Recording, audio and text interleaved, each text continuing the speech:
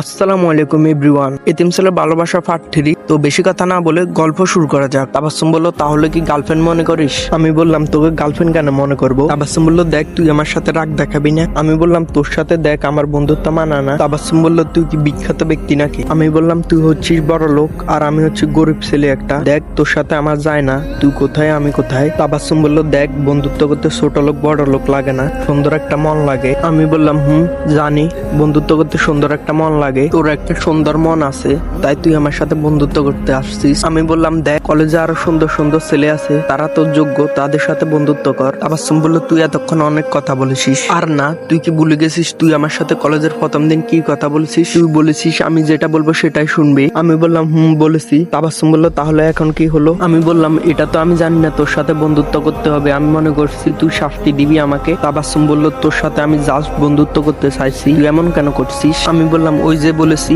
আমি ছোট লোক। আমি বললাম, দেখ তাবাসসুম, আমি আর এসব বিষয়ে কথা বলতে চাই না। দেখ ক্লাসের সময় হয়ে গেছে, আমি যাচ্ছি। ওর সাথে কথা বলতে বলতে জানি না কখনই ক্লাসের সময় হয়ে গেল। আমি তাবাসসুমের কাছ থেকে চলে আসলাম। আমি ক্লাসের দিকে যাচ্ছি, যেতে যেতে ভাবতেছি তাবাসসুম আমার সাথে এরকম কেন করছে? কলেজে তো আরো সুন্দর সুন্দর ছেলে আছে, তাদের সাথে বন্ধুত্ব না করে আমার সাথে কেন করছে? কে জানে তার মনে কি চলছে। এদিকে তাবাসসুম মনে মনে বলল, তোর সাথে তো আমার বন্ধুত্ব করতেই হবে, আমিও দেখবো তুই আমার সাথে কিভাবে বন্ধুত্ব না করে থাকতে পারিস। এদিকে আমি ক্লাসে চলে আসলাম। ক্লাসে আসতে দেখি রিয়া ম্যাম আর তার বান্ধবীরা আগের থেকে বসে আসছে। আমাকে দেখে রিয়া ম্যাম বলল, এই শুন, এতক্ষণ কোথায় ছিলি? আমি বললাম, এই তো কলেজের মাঠে ছিলাম। কি হয়েছে, কিছু কি বলবেন? রিয়া ম্যাম বলল, না কিছু হয়নি, যা এখান থেকে। তারপর আমি গিয়ে পিছনে একটা বেঞ্চে বসলাম। পুরা ক্লাসে একটা বেঞ্চ খালি ছিল, তাই আমি সেখানে যেয়ে বসে পড়লাম। তার আসতে এখনো কিছু সময় বাকি আছে, তাই আমি বইটা বার করে পড়তে লাগলাম। হঠাৎই মনে হয় আমার সাথে কেউ একজন এসে বসলো। আমি তার দিকে তাকালাম, তাকাতে দেখি তাবাসসুম। আমি আবার পড়ায় মনোযোগ দিলাম। কিছুক্ষণ পর ক্লাসে স্যার আসলো। তারপর সবাই মিলে দাঁড়িয়ে স্যারকে সালাম দিলাম। স্যার বলল, তোমরা সবাই কেমন আছো? আমরা বললাম, আলহামদুলিল্লাহ স্যার। স্যার বলল, তোমাদের 3 মাস পরে পরীক্ষা, তোমাদের প্রিপারেশন কেমন? আমরা বললাম, জি স্যার আলহামদুলিল্লাহ। স্যার আমাকে বলল, তুমি দাঁড়াও। আমি বললাম, জি স্যার। স্যার বলতে লাগলো, তুমি হচ্ছে এই ক্লাসের সবচেয়ে ভালো ছেলে এবং মেধাবী,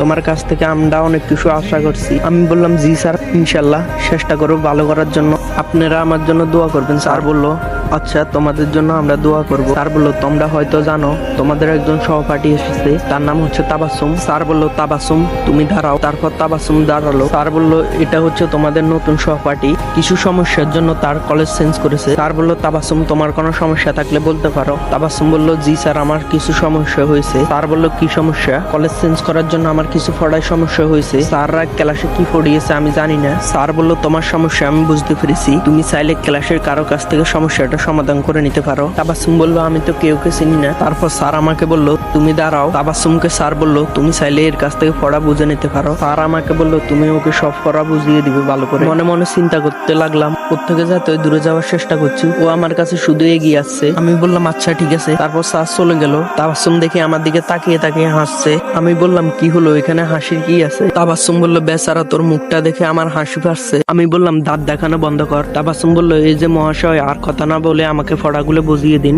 আমি বললাম, আমি স্যার নয়, তোকে পড়া বুঝাবো। স্যারকে বলিস তোকে পড়া বুঝিয়ে দিতে। তাবাসসুম বলল, এই তুই কি ভুলে গেছিস স্যার এখন কি বলে গেল ক্লাস থেকে যাওয়ার আগে? আমি বললাম, মনে আছে, এখন তোকে আমি পড়া বুঝাতে পারবো না, বেশি কথা না বলে এখান থেকে যা তো। তাবাসসুম বলল, না তোকে এখনই পড়া বুঝিয়ে দিতে হবে। আমি বললাম, তাবাসসুম দেখ আমার কাছে ভালো লাগছে না। তাবাসসুম বলল, ওকে আমি যাচ্ছি স্যারের কাছে। এ কথা বলে তাবাসসুম দাঁড়িয়ে পড়লো। আমি ভাবতে লাগলাম, ওকে যদি আমি এখন পড়া না বুঝিয়ে দিই তাহলে স্যারের কথা অমান্য করা হবে না, আমি তা কিছুতে করতে পারি না। এদিকে আমাকে ভাবতে দেখে তাবাসসুম বলল, কি যাবো নাকি স্যারের কাছে? আমি বললাম, না যাওয়ার দরকার নেই, বস এখানে। তারপরে আমি খাতার দিকে তাকিয়ে ওকে পড়া বুঝাতে লাগলাম। পড়া বুঝানোর শেষে তার দিকে আমি তাকালাম, দেখি ও আমার দিকে হা করে তাকিয়ে আছে। আমি বললাম, ওই কি হয়েছে বুঝেছিস? ও কোনো কথা বলছে না।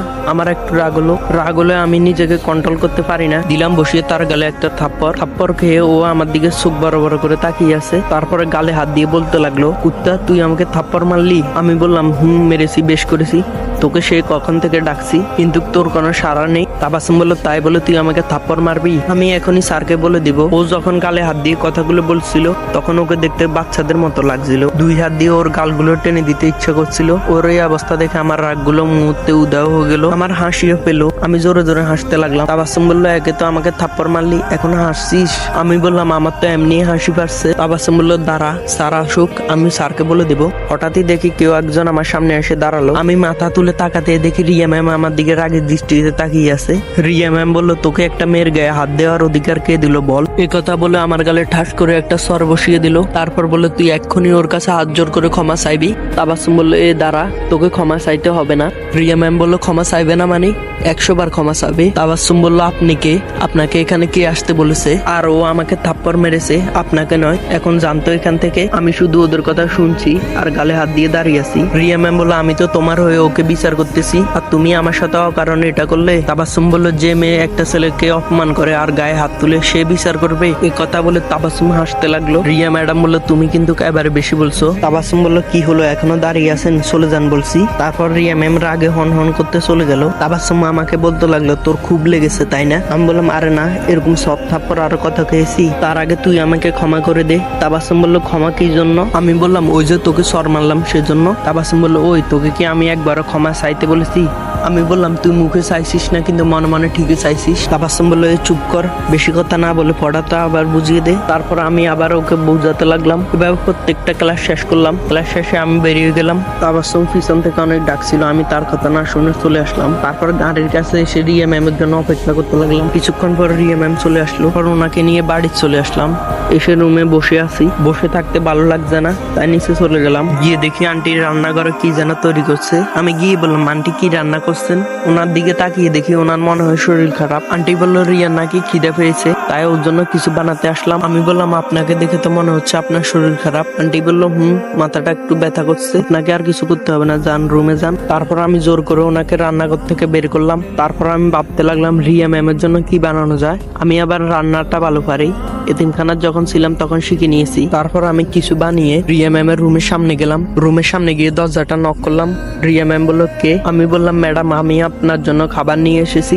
রিয়া ম্যাডাম বলল, ও তুই আমার জন্য নাস্তা বানিয়েছিস? তারপর আমি বললাম, আসলে আন্টির মাথা ব্যথা করছে আর কাজের মেয়েটাও বাড়ি নেই, তা আমি বানিয়ে নিয়ে আসলাম। তারপর রিয়া ম্যাম বলল, তুই কি করে ভাবলি তোর রান্না করা খাবার আমি খাবো? আমি বললাম, ম্যাডাম, একবার তো খেয়ে দেখুন, খাবার না ভালো হলে আপনি আমাকে যে শাস্তি দিবেন আমি মাথা ফেরতে নিব। রিয়া ম্যাডাম বলল, তুই যখন এত করে বলছিস দে তাহলে খেয়ে দেখি। তারপর ওনাকে আমি নাস্তার প্লেটটা দিলাম। আমি বললাম, কি ম্যাডাম, খাবার ভালো হয়নি? রিয়া ম্যাডাম বলল, খাবার ভালো হয়েছে, এখন তুই যা।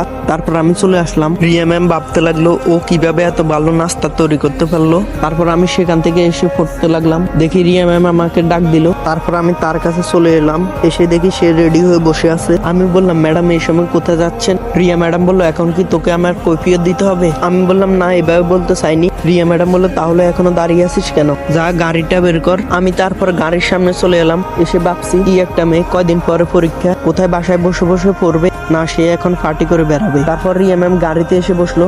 কিছু দূর যেতে একটা নাইট ক্লাবের সামনে বললো, গাড়িটা থামা। উনি গাড়ি থেকে নামতে আমি বললাম, ম্যাডাম, কালকে যে ছেলেগুলো এসেছিল না, তাদের সাথে একটু কম মিশবেন, ওদের দেখে আমার সুবিধার মনে হচ্ছে না। কথা বলতে উনি আমার মুখে ঠাস করে একটা সর মারলো। মেরে বলল, কুত্তার বাচ্চা, তোরা এত বড় সাহস, ওদের নাম বাজে কথা বলছিস? ওরা তোর মতন এত ছোট লোক না, চলে যায় এখান থেকে, ওকে দেখে আমার কেমন জানি মনে হয়। আর শুন, সোজা বাড়ি চলে যাবি। আমি বললাম, কেন, আপনি বাড়ি যাবেন না? উনি বলল, তোকে ভাবতে হবে না, আমি সময় মতো বাড়ি চলে যাব। তারপর আমি সোজা গাড়িটা নিয়ে বাড়ি চলে আসলাম। কেন জানি এই কথাগুলো ওনাকে বলতে গেলাম। তারপর আমি বসে পড়তে লাগলাম। পড়তে রাত 11টা বেজে গেল। তারপর আন্টি এসে আমাকে বলতে লাগলো, দেখ না, রিয়া সে কখনই বাড়ি থেকে বেরিয়েছে, এখনো আসেনি, তুই একটু গিয়ে দেখ না। আমি বললাম, কি, উনি এখনো বাড়িতে আসেননি? আচ্ছা, আপনি টেনশন করবেন না, আমি দেখছি। তারপর গাড়ি নিয়ে বের হলাম। সে নাইট ক্লাবের সামনে এসে দাঁড়ালাম। তারপর আমি তাড়াতাড়ি ক্লাবের ভিতরে গেলাম। গিয়ে দেখি ভিতরে কেউ নেই। আমার মনে হচ্ছে আওয়াজটা উপর থেকে আসছে, তাই আমি তাড়াতাড়ি সিঁড়ি বেয়ে উপরে উঠলাম। উঠে দেখি আমার পাশে একটা রুম আছে।